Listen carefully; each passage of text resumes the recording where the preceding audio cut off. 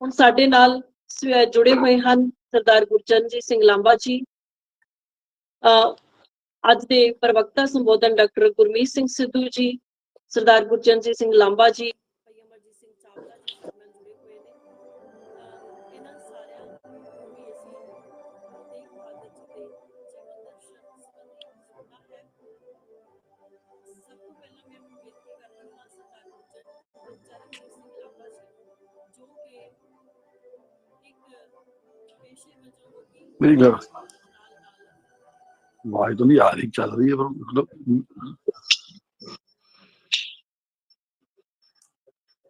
ਬਹੁਤ ਵੱਡੇ ਸਿੱਖ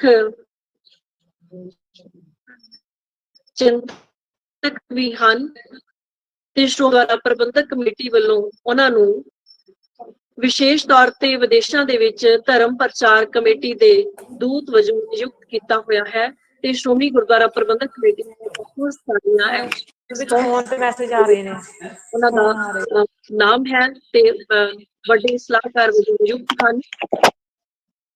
ਸਰਦਾਰ ਗੁਰਚਰਨਜੀਤ ਲਾਂਬਾ ਜੀ ਹਾਰਦਲ ਅਜ਼ੀਜ਼ ਮਾਸਟਰ ਸਿੰਘ ਜੀ ਦੁਆਰਾ ਕੱਢੇ ਹੋਏ ਮੈਗਜ਼ੀਨ ਸੰਤ ਸਿਪਾਹੀ ਦੇ ਲੰਮੇ ਸਮੇਂ ਤੋਂ ਐਡੀਟਰ ਵੀ ਹਨ। ਮੈਂ ਉਹਨਾਂ ਨੂੰ ਬੇਨਤੀ ਕਰਦੀ ਹਾਂ ਕਿ ਉਹ ਅੱਜ ਸ੍ਰੀ ਗੁਰੂ ਤੇਗ ਬਹਾਦਰ ਜੀ ਜੀਵਨ ਦਰਸ਼ਨ ਵਿਸ਼ੇ ਤੇ ਆਪਣੇ ਬਹੁਮੁੱਲੇ ਵਿਚਾਰ ਸਾਡੇ ਨਾਲ ਸਾਂਝੇ ਕਰਨ। ਸਰਦਾਰ ਗੁਰਚਰਨਜੀਤ ਸਿੰਘ ਲਾਂਬਾ ਜੀ, ਨਿਊ ਜਰਸੀ, ਅਮਰੀਕਾ ਤੋਂ।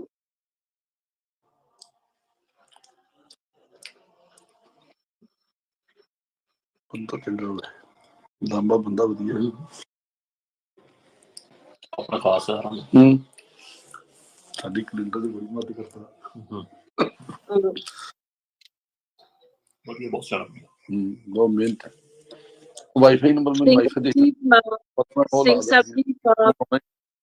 सिंह साहब प्लीज आपके थोड़ा टाइमली म्यूट कर लो।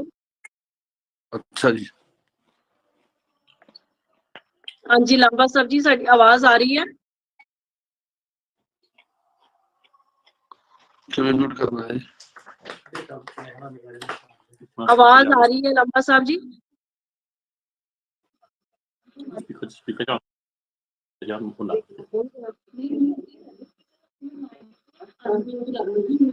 ਲਾਂਬਾ ਸਾਹਿਬ ਜੀ ਪਲੀਜ਼ ਤੁਸੀਂ ਆਪਣਾ ਮਾਈਕ ਅਨਮਿਊਟ ਕਰ ਲਓ, ਤੁਹਾਡਾ ਮਾਈਕ ਆਫ ਹੈ।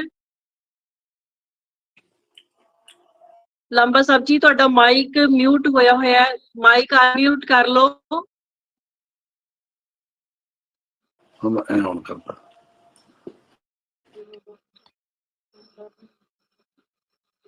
ਹੁਣ ਆ ਰਹੀ ਹੈ ਜੀ? ਆ ਰਹੀ ਹੈ ਜੀ ਆਵਾਜ਼? ਆ ਰਹੀ ਹੈ ਆਵਾਜ਼? अच्छा, हाँ जी हाँ जी आ रही है आवाज। ठीक है जी, ठीक है, चल हाँ हाँ जी हाँ, ठीक है जी, बहुत अच्छा। सब तो पहले बहुत बहुत मुबारक है कि श्री गुरु तेग बहादुर खालसा कॉलेज श्री आनंदपुर साहब वालों खालसे दी उस पावन धरती दे उत्ते जिहड़ा कॉलेज है उस वालों आयोजित किया जाना ये सैमीनार और खास करके धर्म अध्ययन विभाग वालों ਇਹ ਕੀਤਾ ਜਾਣਾ ਇੱਕ ਬਹੁਤ ਹੀ ਤਸੱਲੀ ਦੀ ਗੱਲ ਹੈ। ਔਰ ਇਸ ਦੇ ਵਿੱਚ ਜਿਹੜੀ ਹੋਰ ਬੜੀ ਮੇਰੇ ਲਈ ਨਿੱਜੀ ਤੌਰ ਤੇ ਵੀ ਮਾਣ ਵਾਲੀ ਗੱਲ ਹੈ ਕਿ ਇਸ ਨੂੰ ਅਸੀਸ ਦੇਣ ਲਈ ਸ੍ਰੀ ਕੇਸਗੜ੍ਹ ਸਾਹਿਬ ਦੇ ਜਥੇਦਾਰ ਸਿੰਘ ਸਾਹਿਬ ਗਿਆਨੀ ਰਘਬੀਰ ਸਿੰਘ ਜੀ ਉਹ ਵੀ ਇੱਥੇ ਆਏ ਔਰ ਉਹਨਾਂ ਨੇ ਵੀ ਸੰਬੋਧਨ ਕੀਤਾ ਔਰ ਗੁਰੂ ਤੇਗ ਬਹਾਦਰ ਸਾਹਿਬ ਜੀ ਦੇ ਉਸ ਫਲਸਫੇ ਦੇ ਉਸ ਜੀਵਨ ਦਰਸ਼ਨ ਦੇ ਜਿਹਦੇ ਲਈ ਇਹ ਸੈਮੀਨਾਰ ਕੀਤਾ ਜਾ ਰਿਹਾ ਹੈ ਉਹਦੇ ਵਿੱਚ ਆਪਣੇ ਬਹੁਮੁੱਲੇ ਉਹਨਾਂ ਨੇ ਵਿਚਾਰ ਰੱਖੇ। ਇਸ ਸੈਮੀਨਾਰ ਨੂੰ ਕਰਨ ਵਿੱਚ ਆਯੋਜਿਤ ਕਰਨ ਵਿੱਚ ਪ੍ਰਿੰਸੀਪਲ ਸਾਹਿਬ ਸਰ ਜਸਵੀਰ ਸਿੰਘ ਜੀ ਔਰ ਇਹਦੇ ਵਿੱਚ ਜਿਹੜੇ ਮਹਿਮਾਨ ਖਸੂਸੀ ਆ ਰਹੇ ਹਨ ਜਾਂ ਉਹ ਵੀ ਬੜੀ ਗੱਲ ਧਰਮਾਂਤਾ ਮਿਲਦੀ ਹੈ ਔਰ ਇਹ ਸੰਦੇਹਾ ਅਗਰ ਅੱਗੇ ਜਾਂਦਾ ਹੈ। ਔਰ ਕੁਦਰਤੀ ਤੌਰ ਦੇ ਉੱਤੇ ਮੈਂ ਤੁਹਾਡਾ ਵੀ ਧੰਨਵਾਦ ਕਰਨਾ ਚਾਹਾਂਗਾ ਪਰਮਜੀਤ ਕੌਰ ਜੀ ਦਾ ਜਿਨ੍ਹਾਂ ਨੇ ਇਸ ਸੈਮੀਨਾਰ ਨੂੰ ਆਯੋਜਿਤ ਕਰਨ ਲਈ ਕਾਫੀ ਮਿਹਨਤ ਕੀਤੀ ਹੈ। ਸਾਹਿਬ ਸ੍ਰੀ ਗੁਰੂ ਤੇਗ ਬਹਾਦਰ ਜੀ ਦੇ ਜੀਵਨ ਦਰਸ਼ਨ ਦੇ ਉੱਤੇ ਗੱਲ ਕਰਨੀ, ਉਹਨਾਂ ਦਾ ਸਾਰਾ ਜੀਵਨ ਹੀ ਇੱਕ ਦਰਸ਼ਨ ਸੀ, ਫਲਸਫਾ ਸੀ ਔਰ ਉਹਨਾਂ ਦੇ ਦਰਸ਼ਨ ਹੀ ਇੱਕ ਦਰਸ਼ਨ ਸੀ।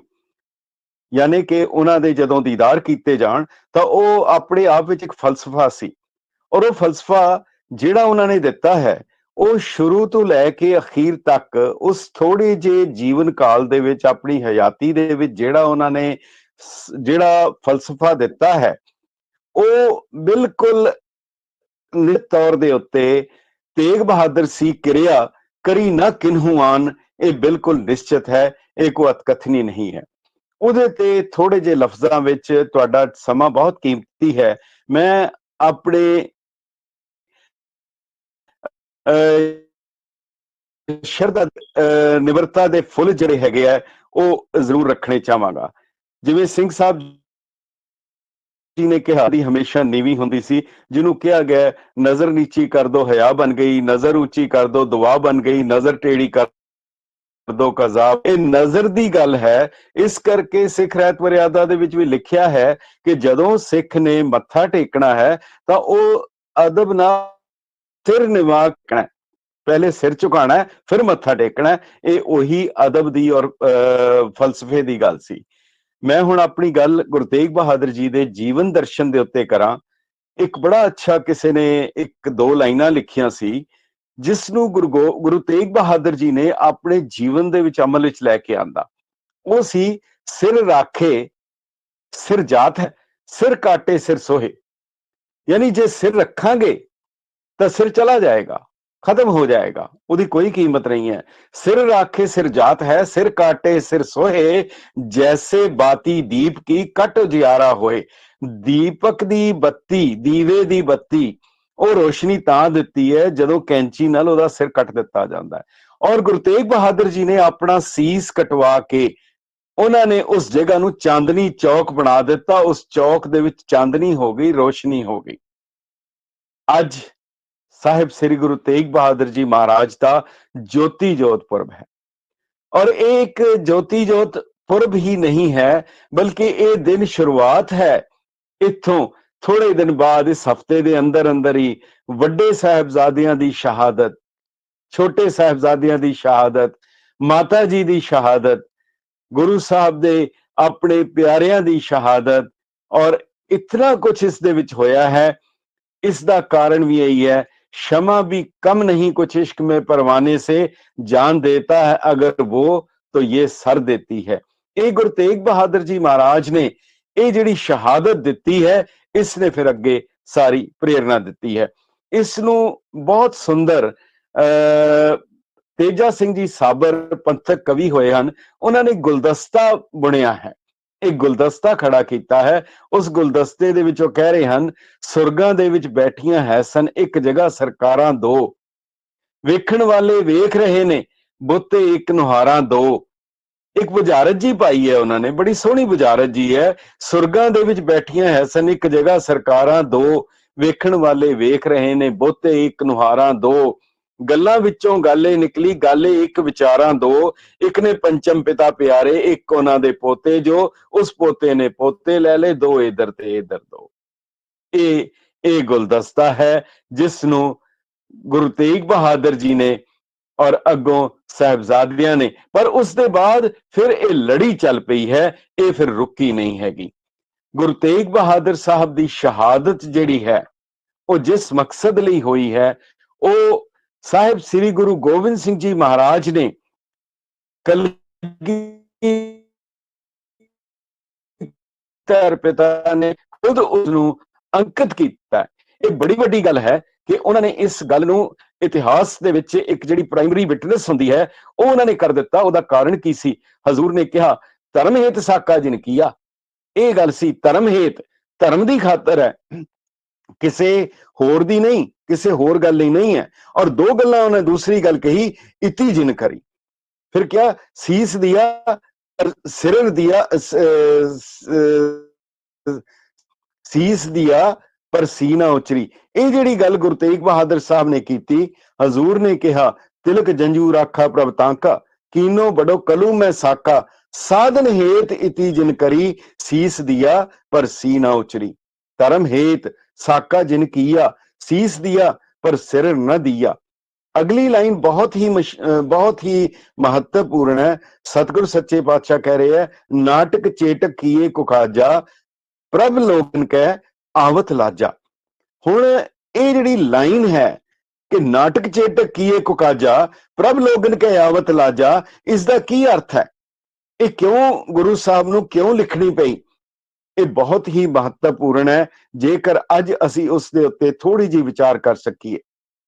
ਇਸਲਾਮ ਦੇ ਵਿੱਚ, ਇਸਲਾਮ ਦੀ ਫਿਲਾਸਫੀ ਦੇ ਵਿੱਚ 4 ਚੀਜ਼ਾਂ ਮੰਨੀਆਂ ਜਾਂਦੀਆਂ ਹੈ, ਜਿਹਨੂੰ ਖੁਰਾਕੇ ਆਦਾਤ ਕਹਿੰਦੇ ਆ, ਜਾਂ ਅਪ੍ਰਕਿਰਤਿਕ ਜਿਹੜੀਆਂ ਚੀਜ਼ਾਂ ਹੋਣ, ਅਸਾਧਾਰਨ ਹੋਣ, ਜਿਹੜੀਆਂ ਸਾਡੀ ਬੁੱਧੀ ਵਿੱਚ ਨਹੀਂ ਸਮਝ ਆਉਂਦੀਆਂ, ਉਹਨੂੰ ਖੁਰਾਕੇ ਆਦਾਤ ਕਹਿੰਦੇ ਆ। ਉਹ 4 ਚੀਜ਼ਾਂ ਹੁੰਦੀਆਂ, ਦੇਖਣ ਨੂੰ ਇੱਕੋ ਜਿਹੀਆਂ ਲੱਗਦੀਆਂ। ਪਹਿਲੀ ਗੱਲ ਹੈਗੀ ਹੈ ਮੌਜਜ਼ਾ। ਮੌਜਜ਼ਾ ਜਿਹੜਾ ਹੈ ਉਹ ਪੈਗੰਬਰਾਂ ਦੇ ਕੋਲ ਹੁੰਦਾ ਹੈ। ਦੂਜੀ ਚੀਜ਼ ਹੁੰਦੀ ਹੈ ਕਰਾਮਾਤ, ਉਹ ਜੋ ਵਲੀ ਔਲੀਆ ਕੋਲ ਹੁੰਦੀ ਹੈ। ਜਿਹੜੀ ਤਾਕਤ ਪੈਗੰਬਰ ਦੇ ਕੋਲ ਹੁੰਦੀ ਹੈ, ਗੱਲ ਉਹੀ ਹੁੰਦੀ ਹੈ, ਪਰ ਇੱਥੇ ਆ ਕੇ ਉਹਦਾ ਨਾਮ ਬਦਲ ਜਾਂਦਾ, ਉਸ ਨੂੰ ਕਰਾਮਾਤ ਕਿਹਾ ਜਾਂਦਾ, ਜਿਹੜੇ ਔਲੀਆ ਦੁਆਰਾ ਪ੍ਰਗਟ ਹੁੰਦੀ ਹੈ। ਤੀਜੀ ਹੈ ਮਊਨਤ, ਇਹ ਜਿਹੜੀ ਹੈ ਜਿਹੜੀ ਦੀਵਾਨਿਆਂ ਦੁਆਰਾ ਪ੍ਰਗਟ ਹੁੰਦੀ ਹੈ, ਜਿਹੜੇ ਲੱਟ-ਬੋਰੂ ਫਕੀਰ ਹੋ ਜਾਂਦੇ ਹਨ, ਉਹਨਾਂ ਵੱਲੋਂ ਇਹ ਪ੍ਰਗਟ ਹੋ ਜਾਂਦੀ ਹੈ। ਜਦੋਂ ਸਹਿਜ ਸੁਭਾਅ ਬੋਲਦੇ ਹਨ, ਉਹ ਜ਼ਾਹਿਰ ਹੋ ਜਾਂਦੀ ਹੈ, ਇਸ ਨੂੰ ਮਊਨਤ ਕਿਹਾ ਜਾਂਦਾ ਹੈ। ਔਰ ਅਖੀਰ ਦੇ ਵਿੱਚ ਇੱਕ ਚੀਜ਼ ਹੈਗੀ ਹੈ ਜਿਸ ਨੂੰ ਕਿਹਾ ਗਿਆ ਇਸਤਦਰਾਜ ਹੈ। ਉਹ ਜਿਹੜੇ ਈਮਾਨ ਤੋਂ ਬਾਹਰਲੇ ਲੋਕ, ਜਿਹੜੇ ਸ਼ੈਤਾਨ ਲੋਕ ਹਨ, ਉਹ ਜਿਹੜੇ ਕਰਮਕਾਂਡ ਕਰਕੇ, ਤੰਤਰ ਮੰਤਰ ਕਰਕੇ ਉਹ ਸਿੱਧੀ ਹਾਸਲ ਕਰ ਸਕਦੇ ਹਨ, ਪਰ ਇਸ ਨੂੰ ਇਸਤਦਰਾਜ ਕਿਹਾ ਗਿਆ ਹੈ। ਹੁਣ ਆਪ ਵਿਚਾਰ ਕਰੋ, ਗੁਰੂ ਤੇਗ ਬਹਾਦਰ ਸਾਹਿਬ ਨੇ ਉਹਨਾਂ ਨੂੰ ਕਿਹਾ ਗਿਆ, ਡਾਕਟਰ JS ਗਰੇਵਾਲ ਸਾਹਿਬ ਇਤਿਹਾਸਕਾਰ ਹਨ, ਉਹਨਾਂ ਨੇ ਕਈ ਪਰਸ਼ੀਅਨ ਹਵਾਲੇ ਜ਼ਿਕਰ ਕੀਤੇ ਹਨ। ਗੁਰੂ ਨਾਨਕ ਦੇਵ ਯੂਨੀਵਰਸਿਟੀ ਨੇ ਇੱਕ ਕਿਤਾਬ ਛਾਪੀ ਹੈ, ਪਰਸ਼ੀਅਨ ਕ੍ਰੋਨਿਕਲਸ ਆਫ ਗੁਰੂ ਤੇਗ ਬਹਾਦਰ ਜੀਜ਼ ਮਾਰਟਰਡਮ। ਉਹਦੇ ਵਿੱਚ ਉਹਨਾਂ ਨੇ ਦਰਜ ਕੀਤਾ ਹੈ ਖਾਲਸਾ ਨਾਮਾ ਬਖਤਮਲ ਦਾ, ਰਿਸਾਲਾ ਦਰ ਅਹਿਵਾਲ ਨਾਨਕ ਸ਼ਾਹ ਦਰਵੇਸ਼ ਬੁੱਧ ਸਿੰਘ ਜੀ ਦਾ। ਉਹਦੇ ਬਾਅਦ ਉਹਨਾਂ ਨੇ ਉਮਦਤ ਤਾਰੀਖ ਸੋਹਣ ਲਾਲ ਦੀ ਕੀਤੀ ਹੈ। ਫਿਰ ਤਾਰੀਖੇ ਸਿੱਖਾਂ ਉਹਨਾਂ ਨੇ ਖੁਸ਼ਵਕਤ ਰਾਏ ਦੀ, ਇੱਕ 4 ਬਾਗੇ ਪੰਜਾਬ ਗਣੇਸ਼ ਦਾਸ ਵਡੇਰਾ ਦਾ, ਫਿਰ ਇਬਰਤਨਾਮਾ ਅਲੇਉਦੀਨ ਦਾ, ਫਿਰ ਤਾਰੀਖੇ ਪੰਜਾਬ ਗੁਲਾਮ ਮੁਹੀਉਦੀਨ ਬੂਟੇ ਸ਼ਾਹ ਦਾ। ਇਹਨਾਂ ਵਿੱਚ ਬਾਕੀ ਤਾਂ ਕਈ ਚੀਜ਼ਾਂ ਅੱਗੇ ਪਿੱਛੇ ਆਉਂਦੀਆਂ ਹਨ, ਪਰ ਇੱਕ ਚੀਜ਼ ਬੜੀ ਕਾਮਨ ਹੈ ਸਾਰਿਆਂ ਦੇ ਵਿੱਚ ਜਿਹੜੀ ਆ ਰਹੀ ਹੈ, ਉਹ ਇਹ ਹੈ ਕਿ ਹਕੂਮਤ ਵੱਲੋਂ, ਉਸ ਵੇਲੇ ਦੀ ਮੁਗਲਿਆ ਸਲਤਨਤ ਵੱਲੋਂ ਕਿਹਾ ਗਿਆ ਗੁਰੂ ਤੇਗ ਬਹਾਦਰ ਜੀ ਨੂੰ ਕਿ ਤੁਸੀਂ ਕਰਾਮਾਤ ਦਿਖਾਓ। ਦਰਅਸਲ ਉਹਨਾਂ ਨੂੰ ਇਹ ਸ਼ੱਕ ਸੀ ਕਿਧਰੇ ਵਾਕਈ ਇਹ ਵਲੀ ਅੱਲਾ ਨਾ ਹੋਏ, ਇਹ ਰੱਬ ਦਾ ਪਹੁੰਚਿਆ ਨਾ ਹੋਏ। ਉਹ ਆਪਣੇ ਆਪ ਨੂੰ ਬਚਾ ਰਹੇ ਸਨ, ਉਹ ਡਰ ਰਹੇ ਸਨ ਵਿੱਚੋਂ, ਕਿਧਰੇ ਇਹ ਵਲੀ ਅੱਲਾ ਹੋਇਆ ਤੇ ਸਾਡੇ ਕੋਲੋਂ ਇੱਕ ਐਸਾ ਗੁਨਾਹੇ ਕਬੀਰਾ ਹੋ ਜਾਣਾ ਜਿਹਦੀ ਫਿਰ ਤਲਾਫੀ ਨਹੀਂ ਹੋਣੀ, ਫਿਰ ਉਹਦੀ ਮਾਫੀ ਨਹੀਂ ਹੋਣੀ। ਉਹ ਗੁਰੂ ਤੇਗ ਬਹਾਦਰ ਸਾਹਿਬ ਨੂੰ ਕਹਿਣ ਲੱਗੇ ਤੁਸੀਂ ਕਰਾਮਾਤ ਦਿਖਾਓ। ਹੁਣ ਇਸ ਦੀ ਗਵਾਹੀ ਸਾਹਿਬ ਸ੍ਰੀ ਗੁਰੂ ਗੋਬਿੰਦ ਸਿੰਘ ਜੀ ਮਹਾਰਾਜ ਨੇ ਕੀਤੀ ਹੈ। ਉਹਨਾਂ ਨੇ ਕਿਹਾ, ਗੁਰੂ ਤੇਗ ਬਹਾਦਰ ਸਾਹਿਬ ਦਾ ਜਵਾਬ ਸੀ, ਨਾਟਕ ਚੇਤਕ ਕੀਏ ਕੁਕਾਜਾ ਪ੍ਰਭ ਲੋਗਨ ਕੈ ਆਵਤ ਲਾਜਾ। ਇਹ ਬੜਾ ਵੱਡਾ ਇੱਕ ਸਿਧਾਂਤਕ ਤੌਰ ਦੇ ਉੱਤੇ ਉਸ ਫਿਲਾਸਫੀ ਨੂੰ ਰਿਜੈਕਟ ਕਰਨਾ ਸੀਗਾ, ਇਸ ਗੱਲ ਨੂੰ ਰਿਜੈਕਟ ਕਰਨਾ ਸੀ। ਇਹ ਉਹਨਾਂ ਦੀ ਉਸ ਤੋਂ ਬਾਹਰ ਚਲੀ ਗਈ ਬਰਦਾਸ਼ਤ ਤੋਂ।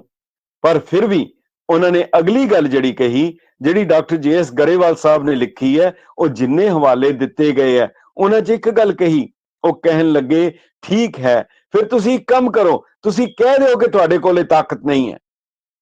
ਦੇਖੋ ਕਿਤਨੀ ਵੱਡੀ ਕੁਰਬਾਨੀ ਹੈ, ਕਿਤਨੀ ਵੱਡੀ ਸ਼ਹਾਦਤ ਹੈ। ਗੁਰੂ ਤੇਗ ਬਹਾਦਰ ਸਾਹਿਬ ਨੂੰ ਸਿਰਫ ਇੰਨਾ ਕਹਿ ਰਹੇ ਕਿ ਤੁਸੀਂ ਇਹ ਕਹਿ ਦਿਓ ਕਿ ਤੁਹਾਡੇ ਕੋਲ ਇਹ ਗੈਬੀ ਤਾਕਤ, ਇਹ ਮੌਜਜ਼ਾ ਜਾਂ ਕਰਾਮਾਤ, ਇਹ ਤੁਹਾਡੇ ਕੋਲ ਨਹੀਂ ਹੈ। ਗੁਰੂ ਤੇਗ ਬਹਾਦਰ ਸਾਹਿਬ ਨੇ ਇਹ ਕਹਿਣ ਤੋਂ ਇਨਕਾਰ ਕਰ ਦਿੱਤਾ, ਮੈਂ ਇਹ ਨਹੀਂ ਕਵਾਂਗਾ ਮੇਰੇ ਕੋਲ ਨਹੀਂ ਹੈ। ਗੁਰੂ ਦੇ ਕੋਲ ਹੈ, ਗੁਰੂ ਦੇ ਕੋਲ ਤਾਕਤ ਹੈ, ਪਰ ਇਹ ਮਦਾਰੀਆਂ ਵਾਲਾ ਕੰਮ ਹੈ, ਜਗ੍ਹਾ ਜਗ੍ਹਾ ਦਿਖਾਈ ਜਾਣਾ। ਜਿਵੇਂ ਕੋਈ ਕਿਸੇ ਬਹੁਤ ਵੱਡੀ ਤਾਕਤਵਰ ਬੰਦੇ ਨੂੰ, ਜਿਹੜਾ ਬੰਦਾ ਬਹੁਤ ਸ਼ਕਤੀਸ਼ਾਲੀ ਹੋਏ, ਕੋਈ ਬੱਚਾ ਜਿਹਾ ਆ ਕੇ ਉਹਨੂੰ ਚੈਲੰਜ ਕਰੇ ਕਿ ਜੇ ਤੇਰੇ 'ਚ ਹਿੰਮਤ ਹੈ ਤੇ ਮੇਰੀ ਟੰਗ ਤੋੜ ਕੇ ਦਿਖਾ, ਕੀ ਉਹ ਤੋੜ ਦੇਗਾ? ਹੱਸ ਪਏਗਾ। ਬਸ ਇਹੀ ਫਰਕ ਹੈ। ਉਹ ਗੁਰੂ ਵਾਹਿਗੁਰੂ ਇਤਨਾ ਹੋਛਾ ਨਹੀਂ ਹੈ ਕਿ ਉਹ ਕਿਸੇ ਦੇ ਚੈਲੰਜ ਕਬੂਲ ਕਰਦਾ ਫਿਰੇ, ਪਰ ਜਦੋਂ ਲੋੜ ਪਏਗੀ ਉਸਨੇ ਫਿਰ ਜਿਹੜੇ ਕੰਮ ਕਰਨੇ ਹੈ ਉਹ ਕਿਸੇ ਦੀ ਸਮਝ ਤੋਂ ਵੀ ਬਾਹਰ ਚਲੇ ਜਾਣੇ ਹੈ। ਇਹ ਗੱਲ ਜਿਹੜੀ ਸੀ ਦੋਨੋਂ, ਇਸ ਕਰਕੇ ਦੂਸਰੀ ਵੱਡੀ ਗੱਲ ਹੋਈ, ਉਹਨਾਂ ਦੇ ਸਾਹਮਣੇ ਕੌਣ ਸੀ? ਹਿੰਦੁਸਤਾਨ ਦੀ ਸਭਿਅਤਾ ਦੇ ਵਿੱਚ, ਇੱਥੋਂ ਦੀ ਸੰਸਕ੍ਰਿਤੀ ਦੇ ਵਿੱਚ ਇੱਕ ਚੀਜ਼ ਘਰ ਕਰ ਚੁੱਕੀ ਸੀ, ਜੇਕਰ ਦਿੱਲੀ ਦੀ ਦਹਲੀਜ਼ ਦੇ ਉੱਤੇ, ਦਿੱਲੀ ਦੀ ਦਹਲੀਜ਼ ਪਾਣੀਪਤ ਹੈ, ਪਾਣੀਪਤ ਦੇ ਉੱਤੇ ਬਾਹਰ ਦੀਆਂ ਦੋ ਫੌਜਾਂ ਆ ਕੇ ਲੜ ਰਹੀਆਂ, ਇੱਕ ਪਠਾਨ ਹਨ, ਇੱਕ ਮੁਗਲ ਹਨ। ਮੁਗਲ ਸਮਰਕੰਦ ਤੋਂ ਆਏ, ਪਠਾਨ ਅਫਗਾਨਿਸਤਾਨ ਤੋਂ ਆਏ, ਇਹ ਦੋਨੋਂ ਦਿੱਲੀ ਦੇ ਕੋਲ ਆ ਕੇ ਲੜ ਰਹੇ ਹਨ। ਔਰ ਇੱਥੋਂ ਦੀ ਸਭਿਅਤਾ, ਇੱਥੋਂ ਦੀ ਸੰਸਕ੍ਰਿਤੀ ਇਹ ਖੜੀ ਹੈ, ਤਿਆਰ ਹੈ ਕਿ ਜਿਹੜਾ ਜਿੱਤੇਗਾ ਦੋਨਾਂ ਚੋਂ ਅਸੀਂ ਆਪਣੇ ਆਪ ਨੂੰ ਉਹਦੇ ਥੱਲੇ ਕਰ ਦੇਣਾ। ਔਰ ਇਸ ਦਾ ਕੀ ਨਤੀਜਾ ਨਿਕਲਿਆ? ਇਹਦਾ ਨਤੀਜਾ ਇਹ ਨਿਕਲਿਆ ਕਿ ਉਹਨਾਂ ਨੇ ਕਹਿਣਾ ਸ਼ੁਰੂ ਕਰ ਦਿੱਤਾ, ਦਿਲੀਸ਼ਰੋ व ਜਗਦੀਸ਼ਰੋ व ਮਨੋਰਥੰ ਪੂਰਤਮ ਸਮਰਥੰ। ਇਹ ਜਿਹੜਾ ਦਿੱਲੀ ਦਾ ਰਾਜਾ ਹੈ ਇਹ ਭਗਵਾਨ ਹੈ, ਇਹ ਈਸ਼ਵਰ ਹੈ। ਦਿੱਲੀਪਤੀ ਜਿਹੜਾ ਹੈ ਉਹ ਭਗਵਾਨ ਹੈ। ਇਹ ਸੰਸਕ੍ਰਿਤੀ ਦੇ ਵਿੱਚ ਆ ਗਿਆ। ਮਗਰ ਗੁਰੂ ਸਾਹਿਬ ਨੇ ਕੀ ਕੀਤਾ? ਉਹਨਾਂ ਨੇ ਠੀਕਰ ਫੋਰ ਦਲੀਸ ਸਿਰ, ਉਸ ਦਿੱਲੀਪਤੀ ਜਿਹਨੂੰ ਦਲੀਸ਼ਵਰ ਕਿਹਾ ਜਾਂਦਾ ਸੀ, ਗੁਰੂ ਗੋਬਿੰਦ ਸਿੰਘ ਸਾਹਿਬ ਕਹਿੰਦੇ ਆ, ਉਹਨਾਂ ਨੇ, ਗੁਰੂ ਤੇਗ ਬਹਾਦਰ ਸਾਹਿਬ ਨੇ ਆਪਣੇ ਸਰੀਰ ਦਾ ਠੀਕਰਾ ਉਸ ਬਾਦਸ਼ਾਹ ਦੇ ਸਿਰ ਦੇ ਉੱਤੇ ਬੰਨ ਦਿੱਤਾ। ਠੀਕਰ ਫੋਰ ਦਲੀਸ ਸਿਰ ਪ੍ਰਭੁਪੁਰ ਕੀਆ ਭਿਆਨ, ਤੇਗ ਬਹਾਦਰ ਸੀ ਕਿਰਿਆ ਕਰੀ न किन्हु आन। तेग बहादुर के चलत भयो जगत को शोक, है सब जग भयो जय जय जय सुरलोक। इथे हाय हाय नहीं है, इथे हाय हाय नहीं है, रोना पिटना नहीं है। इथे है कि हैरानी दी गल है कि वो धर्म रह गया, वो धर्म कायम हो गया। वो जिहड़े धर्म दी गल गुरु साहब ने कीती सी कि धर्म हेत साका जिन किया, जिस दे बारे गुरु अर्जन देव जी ने भी कहा सी, सर्व धर्म में श्रेष्ठ धर्म हर को नाम जप निर्मल करम। ਉਹ ਜਿਹੜਾ ਧਰਮ ਦੀ ਜਿਹੜੀ ਭਾਵਨਾ ਸੀਗੀ, ਉਹ ਧਰਮ ਜਿਸ ਦੀ ਖਾਤਰ ਗੁਰੂ ਤੇਗ ਬਹਾਦਰ ਜੀ ਨੇ ਸ਼ਹਾਦਤ ਦਿੱਤੀ, ਉਹੀ ਧਰਮ ਸੀ ਜਦੋਂ ਮਲੇਰ ਕੋਟਲੇ ਦੇ ਨਵਾਬ ਨੇ ਹਾਂ ਦਾ ਨਾਰਾ ਮਾਰਿਆ ਸੀ। ਇਹ ਧਰਮ ਸੀ। ਸੋ ਇੱਕ ਗੱਲ ਇੱਥੇ ਜ਼ਰੂਰੀ ਹੈ, ਬਹੁਤ ਜ਼ਰੂਰੀ ਹੈ। ਉਹ ਦੋ ਗੱਲਾਂ ਮੈਂ ਤੁਹਾਡੇ ਨਾਲ ਜ਼ਰੂਰ ਕਰਨੀਆਂ ਚਾਹਾਂਗਾ। ਪਰ ਉਸ ਤੋਂ ਪਹਿਲੇ ਜਿਹੜੀ ਗੱਲ ਕੀਤੀ ਜਾ ਰਹੀ ਹੈ ਗੁਰੂ ਸਾਹਿਬ ਦੇ ਦਰਸ਼ਨ ਦੀ, ਉਹਨਾਂ ਦਾ ਸਭ ਤੋਂ ਵੱਡਾ ਦਰਸ਼ਨ ਤਾਂ ਇੱਥੇ ਪ੍ਰਗਟ ਹੋ ਗਿਆ ਕਿ ਉਹਨਾਂ ਨੇ ਇਹ ਭੂਪਤ ਸਭ ਦਿਵਸ ਚਾਰ ਕੇ ਝੂਠੇ ਕਰਤ ਦਿਵਾਜਾ ਕਹੂ ਹਰ ਸਮਾਨ ਨਹੀਂ ਰਾਜਾ। ਗੁਰੂ ਤੇਗ ਬਹਾਦਰ ਸਾਹਿਬ ਦੇ ਉਸ ਸ਼ਹੀਦੀ ਸਥਾਨ ਦੇ ਉੱਤੇ ਲੋਕ ਜਾਂਦੇ ਹਨ, ਚਰਨ ਧੂੜ ਲਗਾਉਂਦੇ ਹਨ, ਅੱਖਾਂ ਦੀ ਰੋਸ਼ਨੀ ਆ ਜਾਏ। ਮੈਂ ਖੁਦ ਗਿਆ ਔਰੰਗਾਬਾਦ ਦੇ ਵਿੱਚ, ਔਰੰਗਜ਼ੇਬ ਦੀ ਮਜ਼ਾਰ ਹੈ। ਉਸ ਔਰੰਗਜ਼ੇਬ ਦੀ ਮਜ਼ਾਰ ਦੇ ਉਹ ਮਿੱਟੀ ਦੀ ਮਜ਼ਾਰ ਹੈ। ਉੱਥੇ ਮਜ਼ਾਵਰ ਤੁਹਾਡੇ ਕੋਲੋਂ 2 ਰੁਪਏ ਮੰਗਦਾ ਹੈ ਕਿ ਮੈਨੂੰ ਦੇ ਦਿਓ, ਇੱਥੇ ਦੀਵਾ ਬਾਲਣਾ। ਗੁਰੂ ਸਾਹਿਬ ਨੇ ਸੀਸ ਦੇ ਕੇ ਉਸ ਚੌਕ ਨੂੰ ਚਾਂਦਨੀ ਚੌਕ ਬਣਾ ਦਿੱਤਾ ਔਰ ਉਸ ਦੀ ਮਜ਼ਾਰ ਔਰੰਗਜ਼ੇਬ ਦੀ ਇਹ ਪੁਕਾਰ ਰਹੀ ਹੈ, ਇਹ ਭੂਪਤ ਸਭ ਦਿਵਸ ਚਾਰ ਕੇ ਝੂਠੇ ਕਰਤ ਦਿਵਾਜਾ ਹਰ ਸਮਾਨ ਨਹੀਂ ਰਾਜਾ। ਗੁਰੂ ਸਾਹਿਬ ਦੇ ਫਲਸਫੇ ਦੀ ਸ਼ੁਰੂਆਤ ਕੋਈ ਨਵੀਂ ਨਹੀਂ ਹੈ। ਇਹ ਸਾਹਿਬ ਸ੍ਰੀ ਗੁਰੂ ਨਾਨਕ ਦੇਵ ਜੀ ਮਹਾਰਾਜ ਨੇ ਜਿਹੜੀ ਚੀਜ਼ ਨੂੰ ਆਗਾਜ਼ ਕੀਤਾ ਸੀ ਉਸੇ ਨੂੰ ਅੱਗੇ ਤੋਰ ਰਹੇ ਹਨ। ਸਾਹਿਬ ਸ੍ਰੀ ਗੁਰੂ ਨਾਨਕ ਦੇਵ ਜੀ ਮਹਾਰਾਜ ਨੇ ਜਿਹੜੀ ਰੱਬ ਦੇ ਗੁਣ ਦੱਸੇ ਹਨ, ਉਹਦੇ ਚ ਪਹਿਲੀ ਗੱਲ ਜਿਹੜੀ ਕਹੀ ਹੈ ਕਿ ਜੇ ਤੁਸੀਂ ਉਸ ਦੇ ਨੇੜੇ ਹੋਣਾ ਹੈ, ਪਿਤਾ ਪੂਤ ਏਕੇ ਰੰਗ ਲੀਨੇ, ਜੇ ਉਸ ਨੂੰ ਪ੍ਰਾਪਤ ਕਰਨਾ ਹੈ, ਉਹਦੀ ਨਿਗਤਾ ਮਾਣਨੀ ਹੈ, ਫਿਰ ਉਹਦੇ ਵਰਗਾ ਬਣਨਾ ਪਏਗਾ। ਉਹਦੇ ਕੋਲ 2 ਗੁਣ ਹਨ, ਉਹ ਇੱਕ ਨਿਰਭਉ ਹੈ, ਇੱਕ ਨਿਰਵੈਰ ਹੈ। ਬਿਲਕੁਲ ਇਹੀ ਗੱਲ ਸਾਹਿਬ ਸ੍ਰੀ ਗੁਰੂ ਤੇਗ ਬਹਾਦਰ ਜੀ ਮਹਾਰਾਜ ਨੇ ਵੀ ਦ੍ਰਿੜ ਕੀਤੀ। ਪੈ ਕਾਹੂ ਕੋ ਦੇਤ ਨੈ ਪੈ ਮਾਨਤ ਆਨ। ਇਹ ਜਿਹੜੀ ਬੜੀ ਵੱਡੀ ਗੱਲ ਸੀ, ਨਾ ਕਿਸੇ ਦਾ ਡਰ ਲੈਣਾ ਹੈ, ਨਾ ਕਿਸੇ ਨੂੰ ਡਰ ਦੇਣਾ ਹੈ। ਪਰ ਇਹ ਤਾਂ ਕਰੇਗਾ, ਕਮਜ਼ੋਰ ਬੰਦਾ ਕਦੀ ਨਹੀਂ ਕਰ ਸਕਦਾ। ਇਹ ਕਦੀ ਨਹੀਂ ਕਰ ਸਕਦਾ। ਜਿਸ ਬੰਦੇ ਦੇ ਕੋਲ ਤਾਕਤ ਨਹੀਂ ਹੋਏਗੀ ਉਹ ਨਹੀਂ ਕਰ ਸਕਦਾ। ਇਸ ਕਰਕੇ ਤਾਕਤ ਹੁੰਦਿਆਂ ਹੋਇਆਂ ਨਿਮਾਣਾ ਹੋਣਾ, ਤਾਕਤ ਹੁੰਦਿਆਂ ਹੋਇਆਂ ਨਿਤਾਣਾ ਹੋਣਾ। ਗੁਰੂ ਤੇਗ ਬਹਾਦਰ ਸਾਹਿਬ ਦੀ ਪੈ ਕਾਹੂ ਕੋ ਦੇਤ ਨੇ, ਗੁਰੂ ਤੇਗ ਬਹਾਦਰ ਸਾਹਿਬ ਦਾ ਜੀਵਨ ਦੀ ਸ਼ੁਰੂਆਤ ਉਹਨਾਂ ਦੇ ਨਾਮ ਤਿਆਗ ਵੱਲ ਹੈ, ਪਰ ਉਹਨਾਂ ਕੋਲ ਤੇਗ ਹੈ। ਫਿਰ ਬਾਅਦ ਵਿੱਚ ਉਹ ਤਿਆਗ ਦਿੰਦੇ ਹਨ, ਸਾਰਾ ਇਤਨਾ ਵੱਡਾ ਤਿਆਗ ਕਰਦੇ ਹਨ ਔਰ ਉਸ ਤੇਗ ਨੂੰ ਆਪਣੇ ਤੋਂ ਵੱਖ ਨਹੀਂ ਕਰਦੇ। ਇਸੇ ਗੱਲ ਨੂੰ ਬਾਅਦ ਵਿੱਚ ਕਲਗੀਧਰ ਪਿਤਾ ਸਾਹਿਬ ਸ੍ਰੀ ਗੁਰੂ ਗੋਬਿੰਦ ਸਿੰਘ ਜੀ ਮਹਾਰਾਜ ਨੇ ਫਿਰ ਇਹ ਦ੍ਰਿੜ ਕੀਤਾ, ਧਨ ਜੀਓ ਤੇ ਕੋ ਜਗ ਮੇ ਮੁਖ ਤੇ ਹਰ ਚਿੱਤ में जुद ਵਿਚਾਰੇ। ਇਹ ਹੈ ਫਲਸਫਾ ਜਿਹੜਾ ਪੈ ਕਾਹੂ ਕੋ ਦੇਤ ਨੇ ਗੁਰੂ ਨਾਨਕ ਦੇਵ ਜੀ ਤੋਂ ਗੁਰੂ ਤੇਗ ਬਹਾਦਰ ਸਾਹਿਬ ਤੋਂ ਹੁੰਦਿਆਂ ਹੋਇਆਂ ਸਾਹਿਬ ਸ੍ਰੀ ਗੁਰੂ ਗੋਬਿੰਦ ਸਿੰਘ ਸਾਹਿਬ ਤੱਕ ਆਇਆ। ਇਸ ਦੇ ਬਾਅਦ ਇੱਕ ਹੋਰ ਚੀਜ਼ ਨਜ਼ਰ ਆ ਰਹੀ ਹੈ ਸਾਹਿਬ ਸ੍ਰੀ ਗੁਰੂ ਤੇਗ ਬਹਾਦਰ ਜੀ ਦੇ ਉਸ ਫਿਲਾਸਫੀ ਦੇ ਵਿੱਚ, ਉਹ ਹੈ ਹਜ਼ੂਰ ਕਹਿ ਰਹੇ ਹਨ, ਰਾਮ ਗਇਓ ਰਾਵਣ ਗਇਓ ਜਾਂ ਕੋ ਬਹੁ ਪਰਿਵਾਰ। ਇੱਕ ਬਹੁਤ ਵੱਡੀ ਫਿਲਾਸਫੀ ਦੇ ਰਹੇ ਹਨ ਕਿ ਜੋ ਵੀ ਸੰਸਾਰ ਦੇ ਉੱਤੇ ਆਇਆ ਚਲਾ ਜਾਏਗਾ, ਗੁਰੂ ਸਾਹਿਬ ਨੇ ਇਸੇ ਗੱਲ ਨੂੰ ਕਿਹਾ ਹੈ। ਉਹਨਾਂ ਕਿਹਾ ਕੇਤੇ ਕੱਛ ਮੱਛ केते उनको करत पच, केते अच वच होए सपच उड़ जाएंगे, केते नभ बीच अच पच को करेंगे पच, केतक प्रतच होए पचाए खाए जाएंगे, जल कहाँ थल कहाँ गगन के गौन कहाँ, काल के बनाए सबे काल ही चबाएंगे, तेज ज्यों तेज में अतेज जैसे तेज लीन, ताही ते उपज सबे ताही में समाएंगे। पर इत्थे एक गल बहुत स्पष्ट है, गुरु साहब ने राम का जिक्र कई बार भुलेखा पा दिता जाता है कि गुरु ग्रंथ साहिब विच भी गुरमत विच भी राम का नाम आया, बिल्कुल ठीक आया। एक तो राम है दशरथ पुत्र, जदों इत्थे गल कर रहे हैं राम गयो रावण गयो, तां ओ संसारी जेड़े राम का जन्म होया और जेड़े राम का अंत होया उहदा जिक्र कर रहे हैं। पर जदों दूसरे राम की गल करते हैं तां ओ कहंदे हैं राम जपो जी ऐसे ऐसे ध्रुव प्रहलाद जपियो हर जैसे। हुण ध्रुव प्रहलाद सतयुग विच हन और ये जुगा बाद हन, त्रेते दे विच रामचंद्र जी हन दशरथ पुत्र, इस करके ओ राम जी दी ध्रुव प्रहलाद ने आराधना कीती है, ओ राम कोई दूसरा है। ये भी एक भुलेखा दूर कर लेना चाहिए। अगली लाइन गुरु साहब कह रहे हैं, बड़ी वड्डी फिलोसफी का एक होर है, बल होआ बंधन छुटे, बल होआ बंधन छुटे। जे ताकत होएगी, जे तुहाडे अंदर ताकत पैदा करोगे फिर ये बंधन छुटणगे, नहीं तो बंधन नहीं छुट सकते। खाली कई जान दे नाल बंधन नहीं छुट सकते। गुरु गोबिंद सिंह साहब ने अद्धी लाइन दे विच इस फलसफे की व्याख्या की है। साहिब श्री गुरु गोबिंद सिंह जी कह रहे हैं, खड़ग हाथ जिन तजो, जदों तुसी अपना हथ कृपान दे म्यान तो हटा लोगे, जदों उथों दूर हो जाएगा फिर खड़ग धारा सहो, फिर वो तलवार तुहाडी गर्दन दे उत्ते आके गिरेगी। ये बड़ी वड्डी जिहड़ी हैगी है एक फिलोसफी गुरु साहब ने ये दिती हैगी है। खड़ग हाथ जिन तजो खड़ग धारा सहो, ये बल होआ बंधन छुटे वाली गल है। बल कायम रखना है पर उसनू तलवार नहीं बनानी, उसनू किरपान बनानी है। हर सिख नू गुरु जदों हर इंसान नू रब ने कुदरती तौर दे वाल दिते हैं, नास्तिकां कोल भी हैं, औरतां कोल भी हैं, अनमतियां कोल भी हर किसी कोल हैं, पर जदों गुरु दी बख्शिश होके इन्हां नू धारण कीता जांदा है फिर ये केस बन जाते हैं, फिर ये कट्टे नहीं जा सकते। बिल्कुल इसी तरीके नाल तलवार बाजारों मिलेगी, पर जदों गुरु दी बख्शिश करके होएगा फिर ये किरपान बन जाती है। हुण इस दे बाद एक चीज होर है, इस शहादत ने फिर दिता की साहिब श्री गुरु अर्जन देव जी की शहादत ने श्री अकाल तख्त साहब दिता और ढाडी दिते। गुरु तेग बहादुर जी की शहादत ने खालसा दिता और कवि दरबार दिते। गुरु गोबिंद सिंह जी ने गुरु तेग बहादुर जी की शहादत के बाद जिहड़ी गल कही वो भाई संतोख सिंह जी ने दर्ज की है।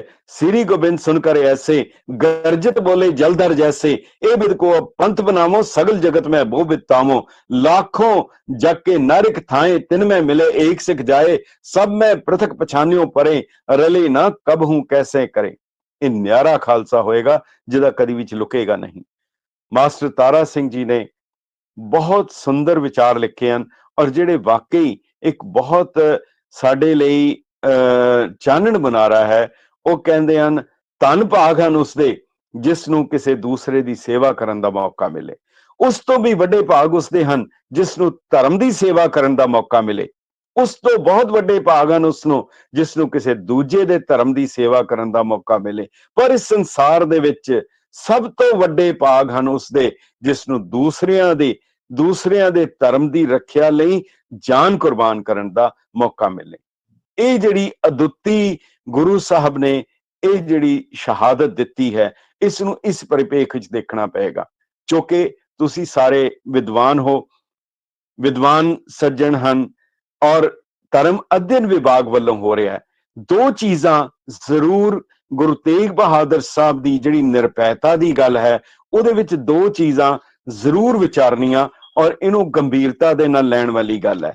सब तो पहली गल तां यह है कि जदों गुरु तेग बहादुर जी महाराज दा 300 साला जदों शहीदी पुरब मनाया जा रहा सी, उस वेले पंजाब गुरु नानक देव यूनिवर्सिटी वालों एक ਜਰਨਲ ਸਟੱਡੀਜ਼ ਦੇ ਪਲੇਠੇ ਇਸ਼ੂ ਦੇ ਵਿੱਚ ਇੱਕ ਡਾਕਟਰ ਫੌਜਾ ਸਿੰਘ ਜੀ ਹਿਸਟੋਰੀਅਨ ਦਾ ਇੱਕ ਲੇਖ ਛਪਿਆ ਸੀ ਕਿ ਗੁਰੂ ਤੇਗ ਬਹਾਦਰ ਜੀ ਦੀ ਸ਼ਹਾਦਤ ਤਿਲਕ ਔਰ ਜੰਜੂ ਦੀ ਖਾਤਰ ਨਹੀਂ ਸੀ ਹੋਈ, ਉਹ ਕੋਈ ਧਰਮ ਦੇ ਲਈ ਸ਼ਹਾਦਤ ਨਹੀਂ ਸੀ ਹੋਈ।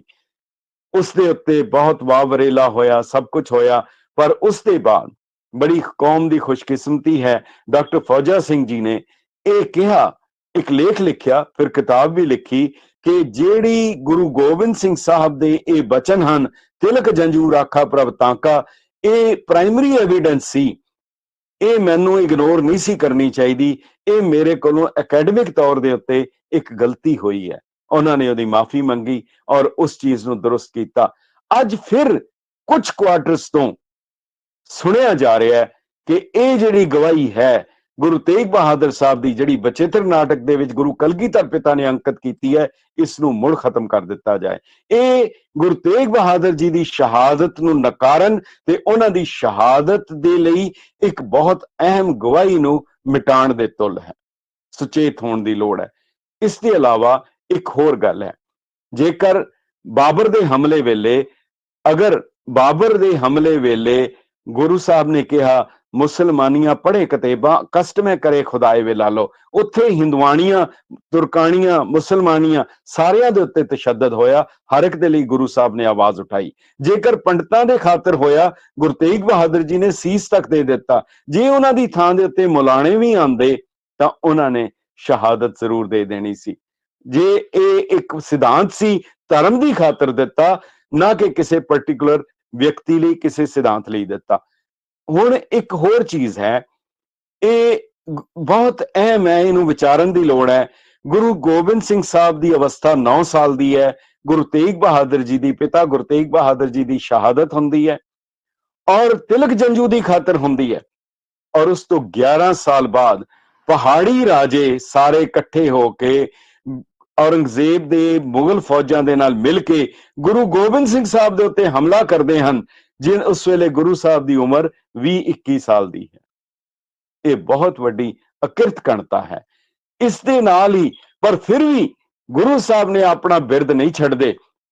ਬਾਅਦ ਵਿੱਚ ਇਤਿਹਾਸ ਵਿੱਚ ਅੰਕਿਤ ਹੈ, ਭਾਈ ਸੰਤੋਖ ਸਿੰਘ ਜੀ ਨੇ ਲਿਖਿਆ ਹੈ ਕਿ ਜਦੋਂ ਇੱਕ ਗੁਰੂ ਗੋਬਿੰਦ ਸਿੰਘ ਸਾਹਿਬ ਦੇ ਕੋਲ ਇੱਕ ਬ੍ਰਾਹਮਣ ਆਇਆ ਕਿ ਮੇਰੀ ਲੜਕੀ ਨੂੰ ਮੁਗਲ ਚੁੱਕ ਕੇ ਲੈ ਗਏ ਹਨ, ਉਸ ਵੇਲੇ ਗੁਰੂ ਸਾਹਿਬ ਨੇ, ਗੁਰੂ ਗੋਬਿੰਦ ਸਿੰਘ ਸਾਹਿਬ ਨੇ ਕਿਸੇ ਸਿੱਖ ਨੂੰ ਨਹੀਂ ਭੇਜਿਆ ਜਾਂ ਕਿਸੇ ਜਥੇ ਨੂੰ ਨਹੀਂ ਭੇਜਿਆ। ਉਹਨਾਂ ਨੇ ਸਾਹਿਬਜ਼ਾਦਾ ਅਜੀਤ ਸਿੰਘ ਜੀ ਨੂੰ ਕਿਹਾ ਕਿ ਤੁਸੀਂ ਜਾਓ ਔਰ ਉਸ ਨੂੰ ਛੁਡਾ ਕੇ ਲਿਆਓ। ਇਹ ਹੈ ਗੁਰੂ ਖੁਦ ਕੁਰਬਾਨੀ ਕਰਦਾ, ਫਿਰ ਦੂਸਰੇ ਨੂੰ ਪ੍ਰੇਰਨਾ ਦਿੰਦਾ ਹੈਗਾ। ਇਹ ਬਹੁਤ ਦੇਖਣ ਦੀ ਲੋੜ ਹੈ।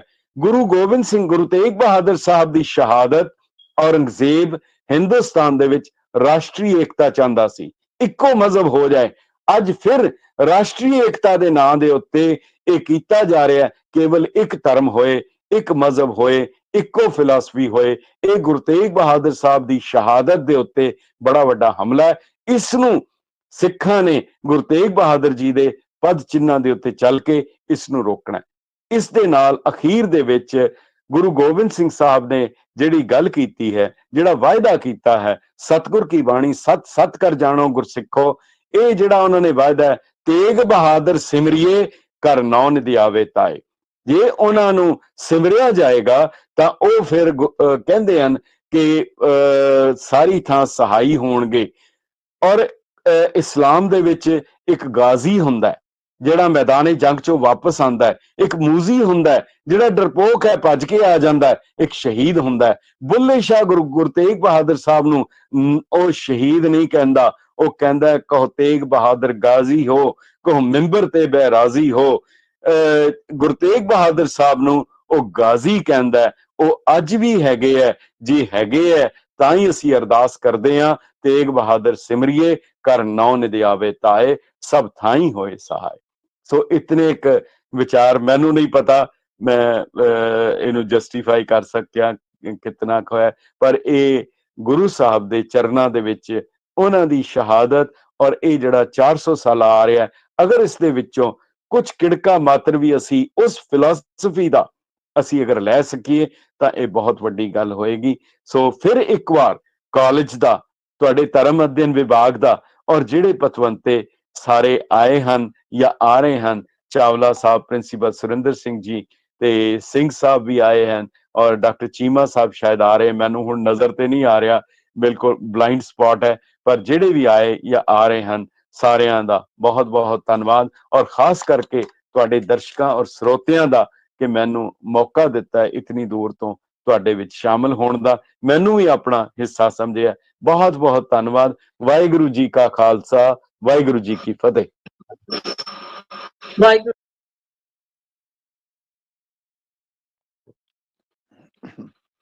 ਵਾਹਿਗੁਰੂ ਜੀ ਕਾ ਖਾਲਸਾ, ਵਾਹਿਗੁਰੂ ਜੀ ਕੀ ਫਤਿਹ।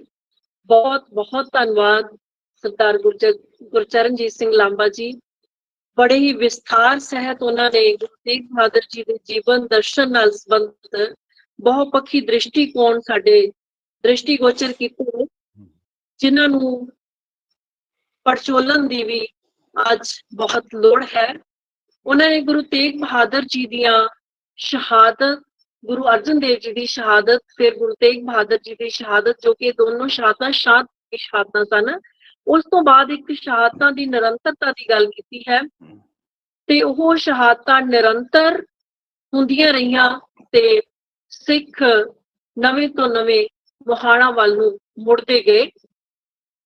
ਇਸੇ ਲਈ ਸ਼ਿਵ ਕੁਮਾਰ ਬਟਾਲਵੀ ਸ਼ਾਇਦ ਲਿਖਦਾ ਹੈ, ਇੱਕ ਐਸਾ ਸ਼ਹਿਰ ਸੀ ਜਿੱਥੇ ਬਸ ਕਤਲਗਾਹਾਂ ਹੀ ਸਨ, ਇੱਕ ਐਸਾ ਸ਼ਹਿਰ ਸੀ ਜਿੱਥੇ ਸਿਰਫ ਸਲੀਬਾਂ ਦਾ ਹੀ ਮੌਸਮ ਸੀ, ਪਰ ਤੇਰੇ ਅਜ਼ਮ ਦੀ ਹਰ ਸੜਕ ਤੇ ਕੰਦੀਲ ਰੋਸ਼ਨ ਸੀ।